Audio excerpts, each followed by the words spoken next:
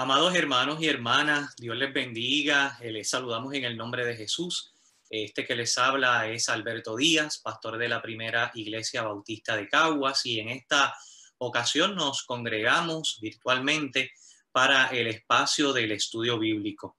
Este espacio es un espacio de reflexión, es un espacio de un acercamiento al texto, tratando de ver un poco más allá de lo inmediato, de lo que ven nuestros ojos, sino de poder ver el contexto a que Jesús hacía referencia. Y en esta noche vamos a hacer ese ejercicio educativo de estudiar un poco más a fondo el texto bíblico. Como hemos estado haciéndolo durante las últimas semanas, estamos considerando el Evangelio de Mateo bajo esta serie de sermones y de estudios bíblicos. Jesús, enseñanzas que transforman. Y como parte de esas enseñanzas que transforman acerca de Jesús de Nazaret, o más bien de Jesús de Nazaret, hemos comenzado con el Sermón del Monte. Ya hace unas semanas abordamos las bienaventuranzas y las enseñanzas que las bienaventuranzas tenían en aquella ocasión para la época en la cual Jesús y a las personas a quienes Jesús estuvo ministrando, y también para nosotros en este tiempo. También hemos hecho un recorrido a lo largo de otras enseñanzas, como esa exhortación que Jesús de Nazaret le dio a sus discípulos y a sus seguidores acerca de ser sal y luz en medio de la tierra. La sal que preserva, que ayuda a conservar, a dar sabor, y la luz que tiene la función de alumbrar, de iluminar todo un espacio. Y Jesús de Nazaret le decía a sus seguidores que en su vida y en su ejercicio de fe, ellos deberían ser como esa luz que es puesta sobre una mesa para que alumbren o para que alumbre el espacio donde está. De la misma manera, así debemos ser nosotros y nosotras, los creyentes en Jesucristo. Ser esas luces para el mundo, que brindan seguridad, que brindan claridad, que brindan esperanza y que reflejan el amor y la vida de Jesús en medio de nuestra sociedad. Así que, hermanos y hermanas, las enseñanzas de Jesús han sido de manera extraordinaria, ¿verdad?, para la vida del ser humano. Y el pasado domingo estuvimos considerando específicamente en el sermón los versos del 17 al 20 de Mateo 5, y aquellos que, y aunque no lo vamos a considerar a nivel de estudio bíblico, sí lo hicimos a través del sermón. Aquellos que interesen escuchar esa porción de la escritura y el análisis que hicimos, yo les invito a que usted vaya, mire, allá a la plataforma que más utiliza, ya sea Facebook o YouTube, y busque la experiencia del culto de adoración del pasado domingo. Y ahí usted va a encontrar el sermón de la mañana que giró en torno a esa exhortación de Jesús, en la cual Jesús le dice a los discípulos, aquellos que le seguían, aquellos que le estaban escuchando, si nuestra justicia no fuere mayor que la de los escribas y los fariseos, no entraréis en el reino de los cielos. Así que ya de por sí hay una enseñanza y una exhortación para cada uno de nosotros.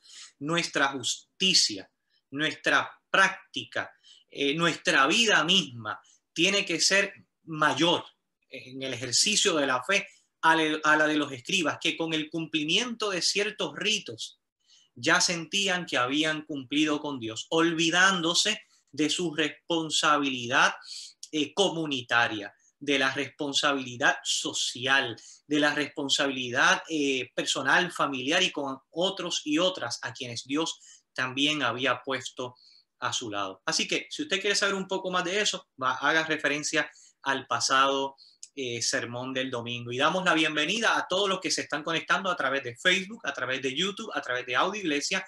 Bienvenidos y bienvenidas sean todas al estudio bíblico de la Primera Iglesia Bautista de Caguas. También damos la bienvenida, y siempre me gusta hacer esta pequeña pausa para reconocer a los que se unen con nosotros desde otros lugares fuera de Puerto Rico, desde otros estados o desde otros países. Tenemos hermanos de nuestra iglesia que residen en Colombia, que residen en Panamá, y que por razones familiares o de trabajo están en estos países. También se conectan y adoran con nosotros.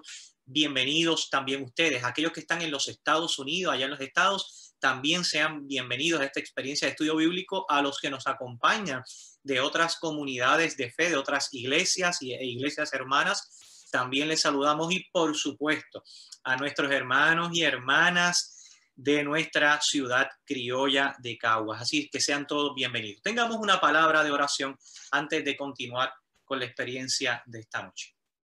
Amado Dios y Señor de la vida, estamos más que agradecidos de ti por tus abundantes bendiciones y por la oportunidad de acercarnos al texto bíblico.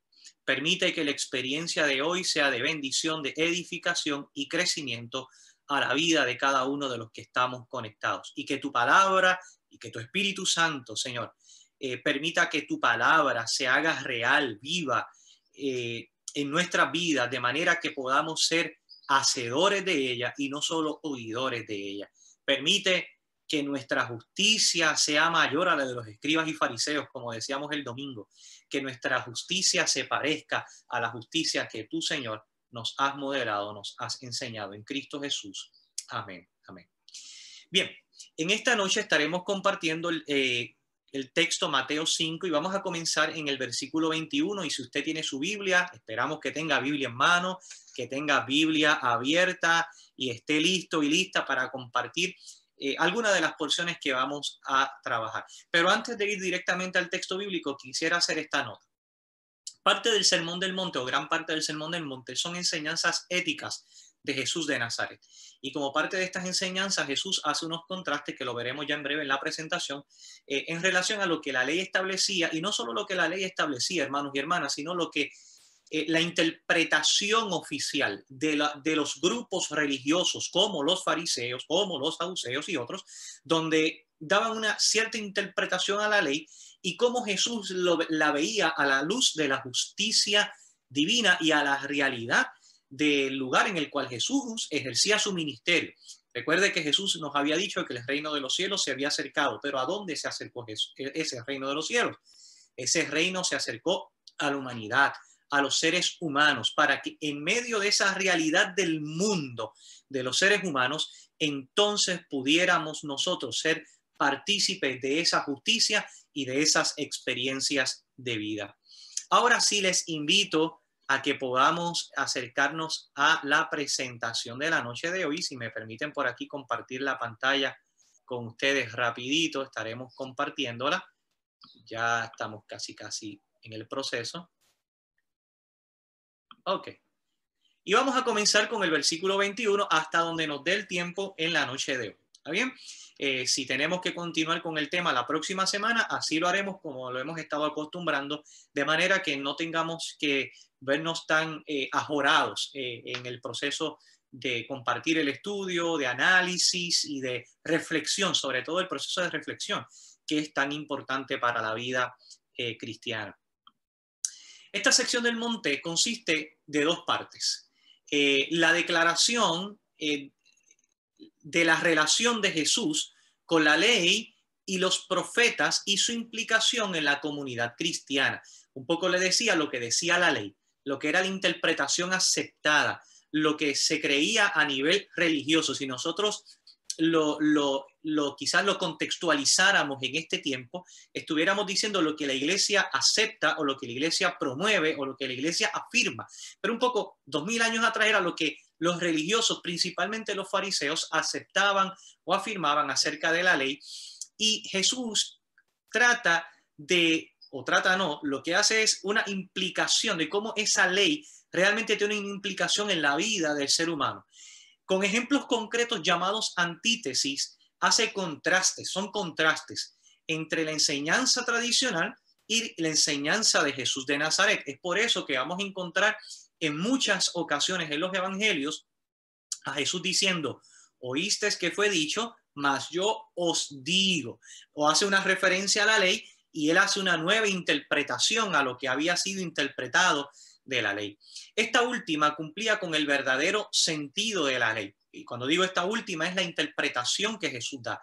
Esa interpretación de la ley, el verdadero sentido, el sentido original, no lo que los fariseos querían expresar o compartir, sino lo que Dios mismo desde el principio, en los orígenes del pueblo de Israel como pueblo, cuando salieron de Egipto y recibieron la ley allá en el monte y les fue dada y fue escrita en piedra esa ley, desde el principio cuál era la intención divina para la vida de ese pueblo.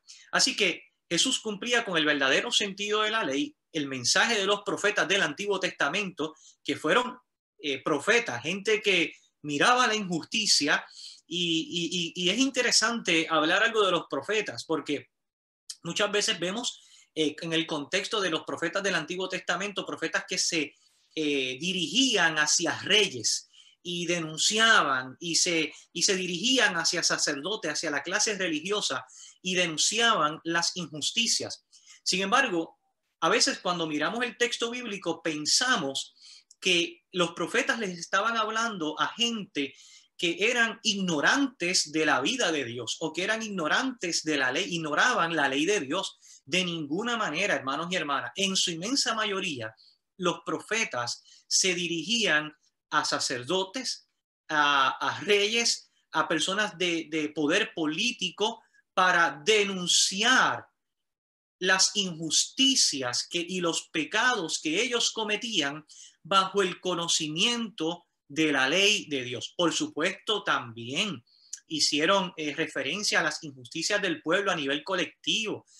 Pero sobre esto quiero enfatizar que hubo una denuncia de estos hombres que fueron levantados en la antigüedad para señalar el pecado de aquel pueblo. Y eso era el ministerio profético del Antiguo Testamento. Y cuando hablamos de pecado, estamos hablando de pecados a nivel comunitario en su mayoría, porque había injusticia hacia los pobres, porque había injusticia hacia los marginados, porque había injusticia hacia los extranjeros. Y cuando leemos en los profetas del Antiguo Testamento, en muchas ocasiones esas palabras tienen que saltar a nuestra vista. Los marginados, los pobres, los extranjeros, las viudas, que eran o fueron más bien en muchas ocasiones relegados, puestos a un lado, porque sencillamente se había dado otra interpretación oficial. Y Jesús lo que hace es, va al sentido original de la ley, al mensaje de los profetas y crea conciencia en sus seguidores acerca de la necesidad de cumplir los mandamientos que el Señor les había dado. Jesús inicia en los versos 21 al 26 hablando sobre la ira. Y me parece que se hace pertinente en este tiempo esta reflexión acerca de la ira. La ley dada a Moisés decía no matarás. Y nosotros nos acordamos de aquellos 10 mandamientos. No tendrás dioses ajenos, no adulterarás, no matarás, y entre otros, ¿verdad? Mandamientos. Los intérpretes de la ley habían omitido, y yo subrayo eso ahí en la presentación porque me parece que es muy importante que no lo pasemos por alto, habían omitido el mandamiento del amor al prójimo, por lo que concluyeron que cualquiera que matara merecía también la muerte. Mire, hace precisamente el domingo pasado yo le decía a la iglesia en el sermón que ese mandamiento, gran mandamiento que Jesús de Nazaret nos legó, y lo encontramos en los evangelios, es un mandamiento que ya existía en la antigüedad. En la antigüedad se le había dicho al pueblo: amarás al Señor tu Dios con todo tu corazón, con toda tu mente, con toda tu alma, y también se le había dicho: amarás al prójimo. Así que Jesús lo que hace es rescatar esos mandamientos que habían sido dados, los fusiona, los hace uno y los comparte a su comunidad, a la comunidad que le seguía. ¿Por qué Jesús hace esto? Porque en el devenir del tiempo, este mandamiento, particularmente el de amor al prójimo, fue omitido, olvidado, quizás relegado, a lo mejor puesto a la parte de atrás, en el último papel o en el último archivo de los religiosos, no sabemos. Pero lo que sucedió es que ciertamente se había desvirtuado el principio de amor al prójimo. Y como se había desvirtuado, aunque Dios mismo les había dicho a ellos no matarán, ¿qué hizo el pueblo de Dios? Comenzó a interpretar la ley, comenzó a tomar prácticas, tomar prácticas que violentaban ese principio de amor que Dios le había dado. Y tenemos que tener, quizás detenernos un poquito más acá, porque cuando hablamos del principio de amor, es lo que implica también el amor. Cuando uno ama, uno cree en el poder transformador de Dios. Cuando uno ama, uno cree en el poder, en la restauración, en el perdón, en las experiencias de enseñanza. Y vamos a seguir sobre esto porque me parece que este tiempo que estamos viviendo y que hemos vivido como sociedad es muy pertinente para reflexionar en este tema. Ahora, Jesús no solo condena el acto de quitar la vida. Por supuesto que quitar la vida era un acto condenable. Dios mismo lo había condenado. Cuando el pueblo salió de Egipto, le dijo al pueblo, a los hijos de Israel, le dijo en aquel tiempo, ustedes no matarán. ¿Por qué? Porque muchas de las prácticas de los pueblos de la antigüedad, o entre las prácticas de los pueblos de la antigüedad estaba el matar, estaban los genocidios, estaban las condenas injustas, y Dios quiere establecer una nueva norma ética para la vida de este pueblo. Y aquel pueblo que lo que tenía en su psiquis, en su pensamiento y su experiencia era lo que habían vivido en Egipto, pues habían nacido en Egipto. Recordemos que llevaban ya 400 años allí. Habían nacido en Egipto. Sus padres habían nacido en Egipto. Sus abuelos habían nacido en Egipto. Por lo tanto, su pensamiento, su psique, su formación de pueblo, aunque era un pueblo esclavo, arrastraba toda esa realidad del antiguo Egipto. Y Dios comienza a instruir al pueblo. Dios comienza a dirigir al pueblo a una experiencia diferente. Dios comienza a instruir al pueblo a la importancia de amarse, de respetarse, de valorarse, y no solo en lo personal, sino de manera comunitaria. Ahora no pensamos solamente en mí, en yo, sino que pensamos en nosotros como pueblo. Y Dios, como Dios que dirigía a ese pueblo, comenzó a darle esas instrucciones de manera que el pueblo pudiera conocer acerca de esos principios que Dios quería compartir. Y Jesús condenó el acto de quitar la vida, pero Jesús va más allá, va a las motivaciones, a la raíz del problema. ¿Por qué el ser humano llega a matar? Y nosotros hemos vivido una experiencia trágica esta pasada semana, la semana pasada, con la muerte de Andrea, con la muerte de Keishla, con otra mujer que fue golpeada e incluso estuvo en centro médico, hospitalizada, y con tantos casos que hemos visto que no son nuevos, que son casos que hemos visto a lo largo de nuestra historia como pueblo, que lo hemos visto de manera cercana, que lo hemos visto en los medios noticiosos y que quizás corremos o estamos corriendo el peligro de acostumbrarnos a ello, y Dios nos libre de que podamos acostumbrarnos a estos patrones de violencia. Y Jesús le dice a sus seguidores, mire, ¿por qué el ser humano llega a matar? Porque hay un problema de fondo. Y según Jesús de Nazaret, recordemos que estamos haciendo referencia al texto bíblico, muy importante, estamos contextualizando el texto, ¿verdad? Sabemos que en nuestro presente, en nuestra sociedad, hay otros problemas adicionales, ¿verdad? Pero conforme a lo que Jesús habló, Jesús dijo, el problema de fondo es la ira, que en su naturaleza, la ira es homicidio al corazón. Y para Jesús, esa ira es tan reprochable como el homicidio. Mire, hay personas que experimentan una ira personal tan y tan profunda que pueden llegar al extremo de quitarle la vida a otros y a otras. Y hay personas que a lo mejor no llegarán al extremo de quitarle la vida, pero llegan al extremo de rechazarle, de marginarle, de difamarles, de obviarles como si la persona no existiera. Así que para Jesús la ira fue también algo muy reprochable. Es por eso que Jesús reconoce que el ser humano, como en nuestra humanidad, tiene experiencias que nos llevan a la ira, que nos llevan al coraje, que nos llevan al momento donde nuestras emociones se pueden exacerbar. Sin embargo, Jesús nos recuerda la importancia de que en medio de esa realidad mantengamos el control. Es por eso que Jesús dice, airaos, pero no pequéis. Airaos, pero no pequéis. Y nos dice también que no se ponga el sol sobre vuestro enojo. En otras palabras, hay que tener control, hay que tener prácticas personales que nos ayuden de tal manera que podamos ser instrumentos también de bendición para la vida de otros y de otras. Hermanos y hermanas, cuando nuestra ira o cuando llegamos a experiencias de ira que son incontrolables, corremos el peligro de hacerle daño a otros y de hacerle daño aún a aquellos que amamos también. Es por eso que la ira, según Jesús de Nazaret, se convierte en un arma que puede dañar con actos, con palabras, e incluso, ¿usted sabe con qué también puede dañar? Con el silencio. Jesús nos exhorta a que hay que trabajar con estos asuntos de ira.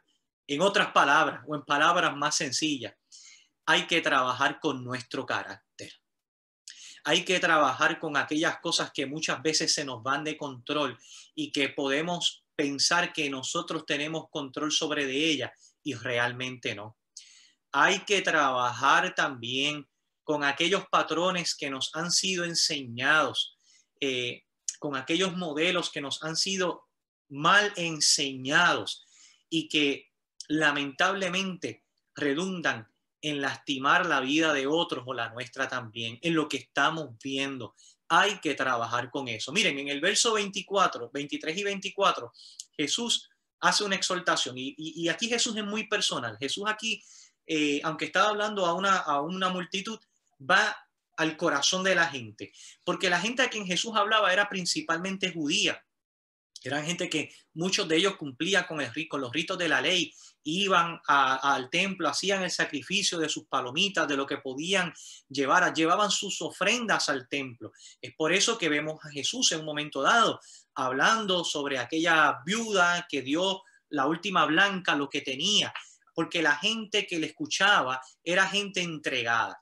Ahora, era gente que amaba también a Dios. Y Jesús le dice y pone una pausa, pone unas reglas. Vamos quizás a conceptualizarlo de esta manera. Una regla importante. Dice, si vas a traer tu ofrenda al altar, quizás algunos de los que estamos escuchando este estudio bíblico puede ser que tengan esa conciencia de la importancia y de la exhortación bíblica acerca de la ofrenda. Es posible que otros no, pero los que no, pues mire, en aquel tiempo la gente que seguía a Jesús ofrendaba, tenía esa conciencia de ofrenda como parte de su experiencia religiosa y de un rito religioso. ¿Por qué nosotros ofrendamos? ¿O por qué también aquella gente que seguía a Jesús ofrendaba? Uno, por obediencia. Otro, por amor a Dios, porque cuando amamos a Dios también amamos la obra de Dios y apoyamos la obra de Dios. Y el amor a Dios está atado al amor al prójimo. Entonces Jesús aquí lo relaciona. No puedo decir que amo a Dios y que cumplo con un rito y por otro lado estoy en un proceso de descontrol de mis emociones, de mis acciones, en un descontrol de ira. Jesús decía, en palabras más sencillas, no es coherente. Si yo amo a Dios, entonces tengo que trabajar y tengo que buscar las acciones correspondientes para amar también al prójimo. Oiga, ese prójimo es cualquier persona que nos rodee, pero ese prójimo comienza en casa. Ese prójimo comienza en nuestro matrimonio. Ese prójimo o esa prójima comienza en nuestra relación con nuestros hijos o hijas, con nuestros padres, hermanos, vecinos, amigos, hermanos y hermanas de la iglesia. Entonces, en esto debemos de preguntarnos, si amo a Dios, si quiero ser obediente al Señor, ¿cómo están mis relaciones? ¿Por qué Jesús le dice, si hay ira entre tú y tu hermano, deja tu ofrenda y ve a reconciliarte con tu hermano? ¿Por qué Jesús le dice eso a aquel pueblo? Porque el ofrendar debe ser un acto genuino, muy, muy genuino. Y no es posible ser genuinos ante Dios si nuestro corazón está airado. No hay manera de ser posible genuinos ante Dios si nuestro corazón está airado, si hay odio, si hay resentimiento, si hay esa experiencia, ese deseo de dañar, de lastimar, ya sea físicamente, ya sea emocionalmente, a través de palabras, a través del silencio o a través de cualquier otra acción que pueda lastimar la vida de otros y de otras. Hermanos y hermanas, aún nuestra familia, en nuestro matrimonio, nuestra esposa, nuestro esposo, es nuestro prójimo.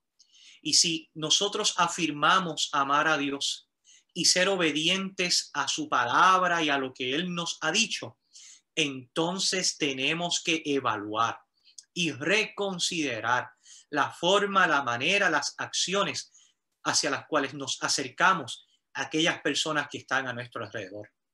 Y a lo mejor podrá decir, pastor, pero es que con mi esposa o mi esposo yo no tengo ningún problema, nos entendemos de manera completa, tampoco con mis hijos. Pues evalúe otras relaciones. Evalúe cómo están sus relaciones personales con sus amigos, amigas, compañeros de trabajo, vecinos, con su iglesia también. De tal manera que podamos ser genuinos en nuestro proceder de fe. Que cuando vayamos a ofrendar al Señor, lo hagamos de la manera correcta, sabiendo que nuestras relaciones están ordenadas. Así que Jesús lo que exhorta es a que tenemos que esforzarnos por buscar la reconciliación. Nosotros no podemos y no debemos como iglesia ser instrumento de división. No podemos y no debemos, no podemos darnos el lujo como iglesia de ser instrumento de maltrato, de daño a la vida de cualquier ser humano. Es por esto que Jesús le dice, mira, ve y reconcíliate con tu hermano. Y yo creo que esto va más allá, si me permiten, hermanos y hermanas, ir más allá. Yo creo que no es nuestro prójimo muy cercano nada más. Yo creo que no es no solo nuestro esposo, nuestra esposa, nuestros vecinos o nuestros hermanos de la iglesia. Yo creo que nuestra sociedad, nuestro país en este tiempo es nuestro prójimo. Y en este tiempo la iglesia tiene que poner a un lado la ofrenda personal, su ofrenda, para buscar, como diría Jesús, no es que no la vas a dejar de dar, es que la vas a poner a un lado un momento para enfocarte en lo más importante. La iglesia de Jesucristo se tiene que reconciliar con nuestro país, porque hemos perdido, y como cristiano me siento en la libertad de decirlo, cristiano de toda la vida, desde mi nacimiento. Lamentablemente, la iglesia en muchas ocasiones, en vez de ser un instrumento de reconciliación, ha sido instrumento de división y de poder, y de poder opresor, y de poder que lastima. Seamos instrumentos de reconciliación. Hagamos lo que Jesús nos dice como iglesia. ¿Y cómo lo vamos a hacer? Comenzando por nosotros mismos, con nuestra vida, en nuestro ministerio, en nuestra responsabilidad en la iglesia local, en nuestro entendimiento acerca de la sociedad y de la misión profética de la iglesia. Vamos a reconciliarnos con nuestra sociedad para que otros y otras, ¿usted sabe qué?, puedan ser reconciliados con Dios. A veces nos preguntamos por qué vivimos en una sociedad tan secularizada, por qué vivimos en una sociedad cada vez más apática al evangelio. Y yo creo que esa pregunta tiene que ser muy crítica y es muy válida, pero tiene que ser muy, muy crítica, porque la iglesia puede acercar a la sociedad y a la gente al Señor, pero la iglesia les puede separar de la vida de Dios y aún de la fe. Que podamos poner nuestra ofrenda a un lado un momento para buscar reconciliarnos como iglesia con el Dios, con nuestra sociedad, y así como sociedad y como iglesia estar reconciliados con el Dios de la vida. El reconciliarse implica perdonar y pedir perdón. Por supuesto que la iglesia tiene que perdonar acciones, afirmaciones que se han hecho hacia la vida de la iglesia que han sido lastimosas, aunque algunas de ellas han sido ciertas. Pero la iglesia también tiene que tener el coraje y tiene que tener el valor de aprender a pedir perdón, así como Jesús nos los enseñó desde la cruz.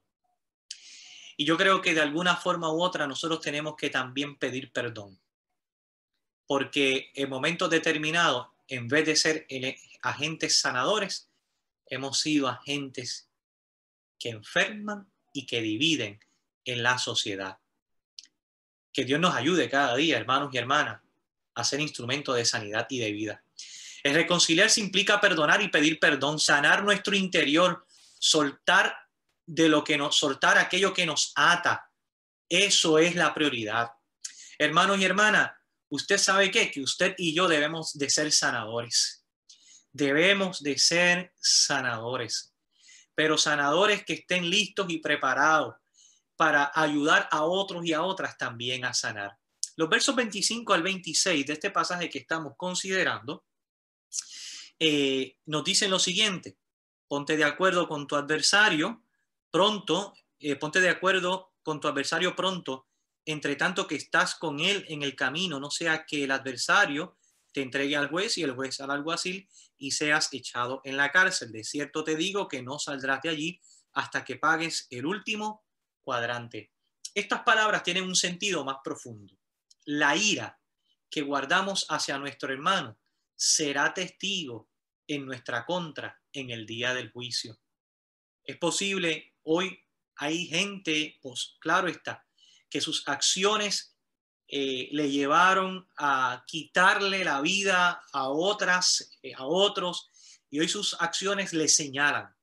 Sin embargo, hermanos y hermanas, ellos no serán los únicos. Es posible que nosotros también seamos señalados si no trabajamos aspectos importantes en nuestra vida. Si no trabajamos con la ira, si no trabajamos con el control de la ira, con el manejo del coraje, con el control de nuestras emociones podrán ser testigos en nuestro contra en el día del juicio. Porque nuestras emociones, cuando están descontroladas, nos pueden llevar a lastimar, a dañar a otros y a otras, como les mencioné, ya sea física, emocionalmente, de cualquier otra manera. Lo podemos llegar a hacer si estamos descontrolados. Y el maltrato definitivamente es marcado en este tiempo en las relaciones de pareja, pero también la ira nos puede llevar a lastimar a nuestros hijos. Recordemos lo que el apóstol Pablo nos exhorta, allá San Pablo en una de las cartas, nos dice: padre, ojo, cuidado, no lleven a sus hijos a ira, no lo hagan, no los provoquen, seamos agentes de paz y seamos agentes de reconciliación. Nuestra sociedad no necesita más acciones lastimosas. Nuestra sociedad necesita que la iglesia asuma su lugar profética de anuncio, de denuncia, pero también su lugar de ser agentes de reconciliación en el mundo, de ser agentes de paz. Queremos un mundo diferente, queremos una sociedad diferente. Comencemos trabajando con nosotros mismos. El texto, vamos a tomar unos minutos más. El texto en el verso 27 dice: ¿oísteis que fue dicho? No cometerás adulterio, pero yo os digo que cualquiera que mira a su mujer para codiciarla, a una mujer, perdón, para codiciarla, ya adulteró con ella en su corazón. Por tanto, si tu ojo derecho te es ocasión de caer, sácalo y échalo de ti, pues mejor te es que se pierda uno de tus miembros y no que todo tu cuerpo sea echado al infierno. Y si tu mano derecha te es ocasión de caer, córtala y échala de ti, pues mejor te es que se pierda uno de tus miembros y no que todo tu cuerpo sea echado al infierno. Que Jesús continúa hablando aquí en Mateo 5 acerca del adulterio. Es el segundo tema que trata en esta porción que hemos separado para el día de hoy. En el contexto del pasaje, recordemos y vuelvo a enfatizar, estamos hablando en el contexto del pasaje, de la implicación en el pasaje. En el contexto del pasaje, la infidelidad matrimonial es el acto sexual de una persona casada con alguien que no es su cónyuge. Y esto fue prohibido por Dios también en la antigüedad, específicamente en el séptimo mandamiento. Como habíamos hablado acerca de la ira, que Dios le había dicho al pueblo: no matarás, como parte de los mandamientos, le había dicho al pueblo que no cometan adulterio. Condenaba el adulterio, esa relación de infidelidad sexual dentro del matrimonio. Y en el pueblo judío este acto llevaba la pena de muerte, recordemos, y vamos a enlazarlo con el pasaje que acabamos de terminar, de Jesús y la ira. Ellos habían olvidado o habían obviado la importancia del amor a Dios y de ser instrumentos de reconciliación, de cambio, de oportunidades. Y como lo habían obviado, pues entonces habían condenado a muerte a aquellas personas que de alguna forma u otra podían cometer este acto. Me parece que el mejor ejemplo que podemos utilizar en este tiempo es el de la mujer sorprendida en adulterio. Este pasaje es conocidísimo en el Nuevo Testamento y es uno de los pasajes más extraordinarios en los cuales Jesús, en ese encuentro de Jesús de Nazaret con una persona necesitada y con la confrontación de los religiosos. En aquella ocasión le llevan a Jesús una mujer sorprendida en adulterio. Hay varias cosas que hay que ver de ese pasaje que me interesa que podamos observar de manera muy ligera y muy panorámica. Uno, llevaron solamente a la mujer, que si estaba adulterando no adulteraba sola. ¿Dónde estaba la otra persona? No lo sabremos. El texto bíblico no nos dice, pero debemos asumir que si fue un hombre, estaba en un lugar de privilegio, totalmente, de un completo privilegio ante la sociedad. Que aunque la ley también le condenaba a él, a quien único los religiosos, otra vez, los religiosos llevaron donde Jesús fue a la mujer. Segundo, y es algo para lo que yo no tengo respuesta, pero es algo que siempre me ha llamado la atención. Dice ese texto que Jesús se detuvo en aquel momento y se inclinó y comenzó a escribir en el suelo. ¿Qué Jesús habrá escrito? Yo no sé. Quizás era un misterio, es posible. Pero yo pienso que lo que escribió Jesús allí debió haber sido transformador para la vida de aquella mujer o de confrontación para la vida de aquellos religiosos. En el verso 28, Jesús hace visible el 10º mandamiento: no codiciarás la mujer de tu prójimo. Entonces ahora Jesús hace un paralelo de estos mandamientos, de el acto de infidelidad y de la codicia.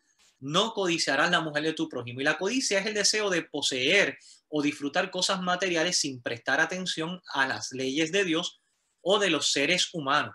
Es ese deseo desmedido de tener, de obtener, ese deseo que puede llevar a la gente a cometer grandes errores, incluso grandes crímenes y grandes atrocidades hacia ellos, hacia otras personas o hacia una sociedad. La codicia tiene como fin poseer, dominar y usar a otra persona. Eso es lo que busca la codicia: dominar, poseer y usar a otra persona. Y aclaro, la codicia no solo se da en el contexto sexual, aunque en este pasaje sí estamos en un contexto sexual, en el análisis del pasaje, pero no se da solo en un contexto sexual. Para Jesús, el codiciar a la otra persona que no es tu cónyuge o que es cónyuge de otro es egoísmo, es lujuria y es pecado. Así que Jesús le dice a los fariseos: mira, el problema no es solo la infidelidad sexual en el matrimonio. El problema es, hay que ver la raíz del problema.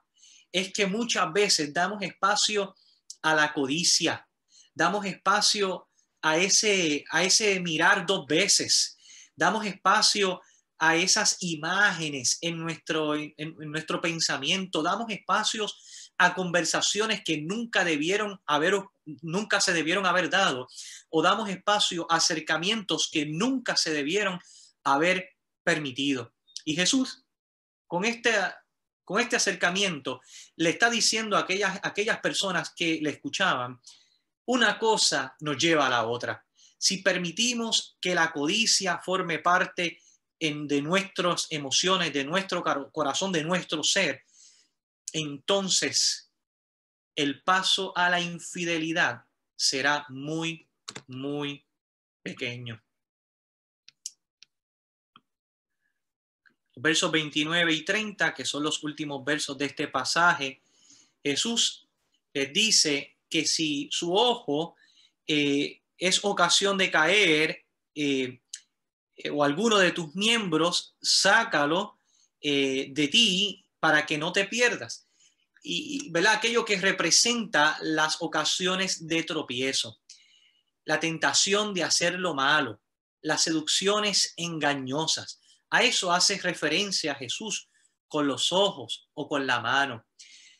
Yo creo que me parece que le quitaríamos demasiado al texto bíblico, lo limitaríamos demasiado y prácticamente lo dejaríamos hasta sin el sentido que Jesús quiso compartir si pensamos solo en el ojo físico, en las manos o en cualquier otro miembro de nuestro cuerpo. Yo creo que Jesús va más profundo, hermanos y hermanas, a esas ocasiones de tropiezo, a esas tentaciones, esas seducciones que muchas veces ignoramos o no trabajamos y por las cuales muchas veces el ser humano es llevado al pecado. La receta para los ojos lujuriosos, según Jesús, es sácalo de ti. Pero entonces tenemos que tener cuidado con el literalismo bíblico, porque Jesús tampoco está proponiendo que nos hagamos daño a nuestro cuerpo, que conforme a la enseñanza del apóstol Pablo es templo del Espíritu Santo, nuestro cuerpo, que es un regalo de Dios y que al cual hay que cuidar en la totalidad, ¿verdad? En esa mayordomía integral. Yo creo que lo que Jesús nos presenta es que hay situaciones que demandan acciones radicales, sí, hermanos y hermanas. Hay cosas con las que no se puede jugar y hay situaciones con las que a las cuales no podemos dar espacio en nuestra vida. Un poco ahí tenemos la cita para que luego usted lo lea en su casa acerca de esa exhortación pastoral que hallamos del apóstol Pablo en la carta a los Colosenses, en lo que es el morir a nuestra vieja criatura y lo que eso representa, lo terrenal, lo carnal, y cuando hablamos de carnal no hablamos de carne y hueso, estamos hablando de lo pecaminoso, de cómo debemos hacer morir eso que nos lleva al pecado y propiciar que nazca en nosotros un nuevo hombre o una nueva mujer. Así que hay que tomar acciones radicales. Es por esto que hay que cortar lazos engañosos, según el consejo pastoral. Es por esto que hay que cambiar hábitos y malas costumbres. Mire, hay personas que por alguna razón tienen que dejar de asistir a ciertos lugares. Hay personas que tienen que evitar ciertas conversaciones. Y con esto no es que seamos legalistas, hermanos y hermanas, porque yo hablo aquí en lo personal, no en lo colectivo. Pero hay quienes tienen que, para poder continuar, crecer y evitar ciertas acciones en su vida y tener dominio de sí mismo, tienen que evitar ciertas acciones, tienen que evitar o ciertos lugares, tienen que evitar ciertas amistades. Eso es un análisis muy personal que haremos. Y a lo que voy con esto es que, y cuando hablo de amistades, déjenme corregir algo, no es evitar la gente, es evitar cómo otra persona, si soy creyente y si quiero conducir mi vida de acuerdo a la voluntad de Dios, cómo yo voy a influenciar la vida de otro y de otra, versus que quizás otro y otra pueda influenciar en aquellas áreas en las que podamos ser débiles. Hermanos y hermanas, ser radical implica arrancar con todo aquello que nos daña, que lacera nuestra humanidad, que lacera lo que somos como seres humanos creados a imagen y semejanza de Dios. Debemos recordar que esta vida terrenal no lo es todo. Dios nos ha destinado para ser parte de la eternidad. Por lo tanto, no permitamos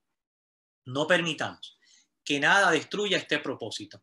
Es mejor renunciar a un placer de la vida que a la eternidad de Dios. Ahí encontramos otra cita que por razones de tiempo cópienla, hermano, y léanla, acérquense a ella. No la vamos a discutir ahora. Pero en la enseñanza del séptimo mandamiento, Jesús habló del importante tema del divorcio. Por inferencia, defiende el vínculo matrimonial y se opone a la enseñanza tradicional.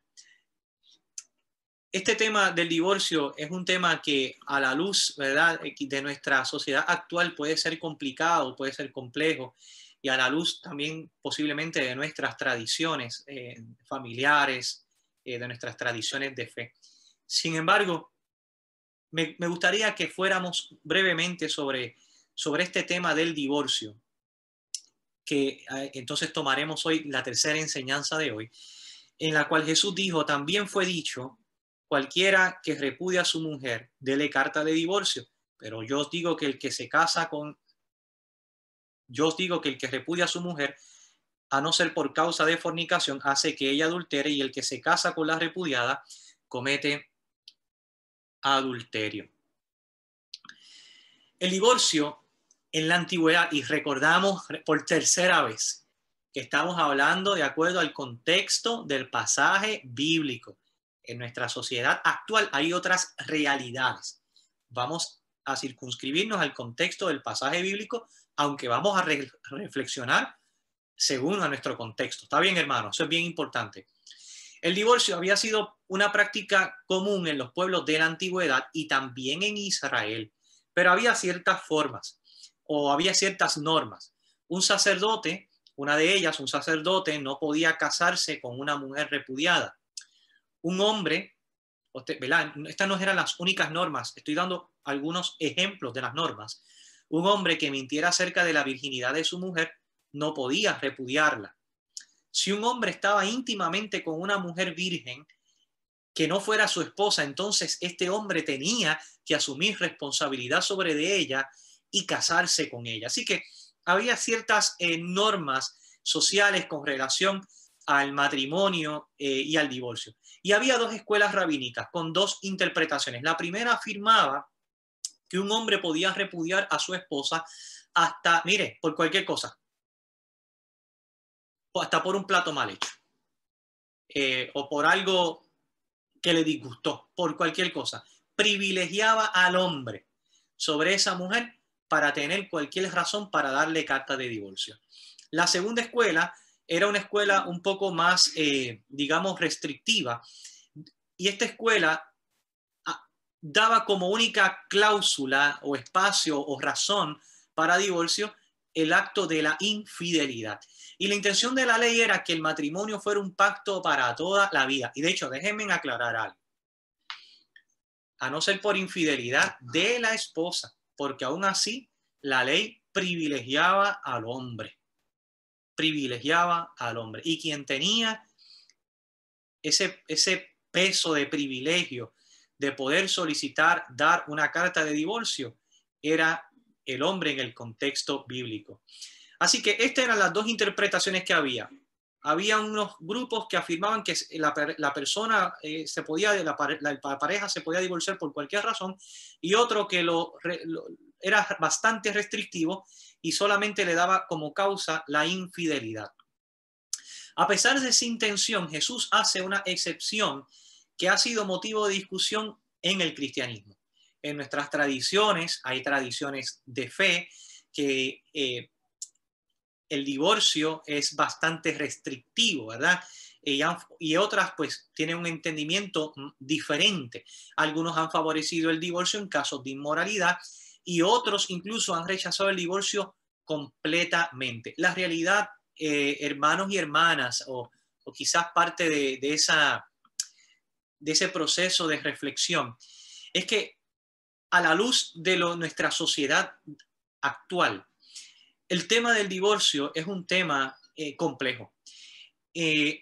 Ciertamente, si hay algo que podemos afirmar en este proceso en el cual estamos haciendo alusión a lo que Jesús hablaba acerca del divorcio, que aunque Jesús afirma el valor del matrimonio y la responsabilidad y el compromiso entre dos personas que se aman, Jesús lo afirma claramente, ese compromiso entre dos personas que se aman, o que debe haber entre dos personas que se aman, la realidad es que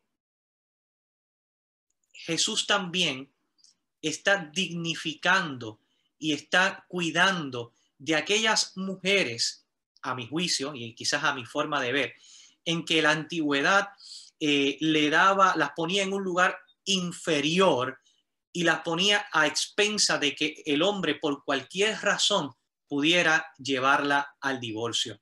Pero vamos a seguir porque ahorita vamos a hacer otros comentarios adicionales.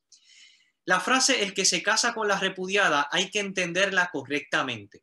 Aquí Jesús dejó entender que las relaciones precipitadas pueden considerarse adulterio. Así que ahora el adulterio no era solo la acción o el acto sexual con una persona casada, sino que Jesús nos deja entrever que una relación precipitada, sin conocerse, sin pensar, pudiera entenderse. Hay quien la puede entender como eso. Algunos estudiosos proponen que había que dar oportunidad para que la relación se restaurara. Es por eso que Jesús habla de la mujer repudiada. Por lo tanto, si alguno se apresuraba a casarse con la que había sido repudiada, adulteraba. Jesús afirmó sobre todas las cosas el principio de amor y de unidad que debe existir en el matrimonio. Si algo Jesús afirmó fue el principio de amor y de unidad. Y Jesús afirmó aquellas palabras de que el hombre dejará a su padre, a su madre y se unirá a su esposa y los dos serán una sola carne. ¿Pero qué Jesús quería decir con eso? Mire, lo que Jesús quiere decir con eso es esa relación de compromiso que tiene que haber entre las personas que se aman. Esa relación de amor, de buen entendimiento, de negarse a sí mismo para ambos, para que en muchas ocasiones negarnos a nosotros mismos para que la relación sea una relación lleva de amor, de fruto, una relación de bendición para nosotros mismos también y para aquellos que caminan con nosotros, como pueden ser los hijos. Así que Jesús en el texto desaprueba el divorcio. De hecho, a veces nosotros los cristianos, y tengo que hacer este comentario, a veces los cristianos criticamos tantas cosas y somos tan duros con otros tantos temas y no miramos algunos temas que Jesús trabajó con mucha fuerza en su ministerio. Jesús refutó la mala interpretación de la ley y reafirmó el verdadero sentido y censuró a la parte culpable y sostiene el carácter sagrado, inviolable del vínculo matrimonial. Así que con esto Jesús, para un poquito de ir cerrando esta parte, lo que está haciendo es, le da el verdadero sentido a la parte de la relación matrimonial y censura a aquella persona que ha incumplido con su responsabilidad sagrada. Porque cuando estamos con alguien que amamos, a quien le hemos prometido fidelidad, amor, compromiso, ayuda, acompañamiento, eso es una responsabilidad sagrada. Es por esto que nosotros como iglesia debemos afirmar en este tiempo, ante todas las cosas, la responsabilidad sagrada que hay en el matrimonio. No de permanecer, y esto lo quiero subrayar con mucha fuerza, no de permanecer en una relación que pueda ser tóxica, dañina, que lacere la vida del ser humano, de otro o de otra, no de permanecer en una relación de maltrato, de abuso, de violencia, de ninguna manera. Eso no es aceptable y es condenable y fue condenado por Jesús de Nazaret cuando habló y trabajó acerca del tema de la ira y también cuando trabajó acerca del tema de la muerte. Eso es condenable. Dios no nos está llamando ni a hombres ni a mujeres, mucho menos el permanecer en relaciones tóxicas, en relaciones abusivas, en relaciones en las cuales no eres valorada o no eres valorado. Jesús no nos llamó a eso. Jesús nos llamó a que como seres humanos, el hombre, la mujer, podamos poner de nuestra parte en nuestro compromiso mutuo para con nuestro cónyuge, para con nuestra pareja, de tal manera que la relación que tengamos sea una fructífera y sea una de bendición. Así que, hermanos y hermanas, miremos las enseñanzas de Jesús. ¿Cómo estamos llevando nuestro matrimonio? ¿Cómo lo estamos llevando? ¿Cómo estamos llevando nuestras relaciones con otros y con otras? Jesús nos enseña que nuestras relaciones sean sanas, sean puras, sean limpias y sean de bendición a otros y a otras también. ¿Qué implicaciones tiene esto? Vamos, para ya terminar, el encuentro con Dios debe impactar, transformar todas las áreas de nuestra vida, incluyendo nuestro carácter. Sí, hermano, nuestra relación con Dios tiene que impactar nuestro carácter. Esto no se trata solamente de ir a la iglesia, al templo y sentarnos allí y de cantar y de ofrendar. No se trata solo de eso. Se trata de que el mensaje que es compartido en las Sagradas Escrituras se haga palabra viva en tu vida y en la mía. Debemos fomentar la santidad personal. Hay que ser responsables con lo que hacemos o dejamos de hacer con nuestro cuerpo. porque que es templo del Espíritu Santo. El apóstol Pablo decía, todo me es lícito, pero no todo me conviene. Mire, hermanos y hermanas, yo no voy a estar dándole una regla de lo que usted tiene que hacer, usted no tiene que hacer, eso no me toca a mí. Yo creo que esto es muy importante, que nosotros podamos discernir aquellas cosas que tenemos que evaluar en ese sentido de responsabilidad para cumplir con lo que Dios espera de nosotros, con lo que Dios quiere de nosotros. Y finalmente no podemos tomar decisiones motivadas por emociones enfermas. Hay que actuar, hay que vivir y decidir en justicia personal y comunitaria. En un mundo donde nuestra sociedad está tan enferma, donde hemos visto principalmente en esta semana cómo hombres motivados, cegados por la ira, han dañado y han asesinado a mujeres.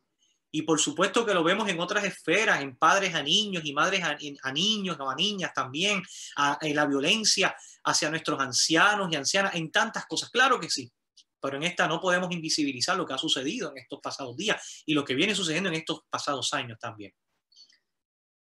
Donde hay emociones enfermas, Dios nos llama a actuar y a vivir y a decidir por la justicia. Esto es algo que tenemos que hacer. Hay que decidir por la justicia personal y comunitaria. Dios nos llama a vivir en justicia. Si no lo hacemos, quizás la justicia de los fariseos sea mayor a la nuestra. Y si eso es así, hermanos y hermanas, yo creo que tenemos que volver a un encuentro con Jesús en las Escrituras para ver lo que Él nos enseñó. Nuestra justicia tiene que ser mayor a la de los escribas y fariseos. Esto no se trata de cuántas veces vamos al templo, de cuántas veces abrimos la Biblia, de cuántas veces ofrendamos.